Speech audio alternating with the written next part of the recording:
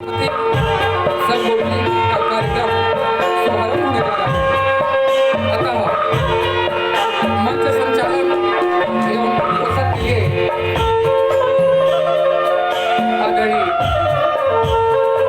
भाई मनोज कुमार साहू जी को मंच संचालन हेतु मानस मंच पर मैं सादर आमंत्रित करता हूँ और यह जो आज के कार्यक्रम उनको मूर्त रूप प्रदान करने के लिए अतिथियों की स्वागत एवं रामचरित मानस की जो धारा है इनको आगे प्रगति देने के लिए मानस प्रतिनिधि घोषक आदरणीय भाई मनोज कुमार जी साहू आप अभिनव मानस मंच पर आए। छत्तीसगढ़ की लोक परंपरा।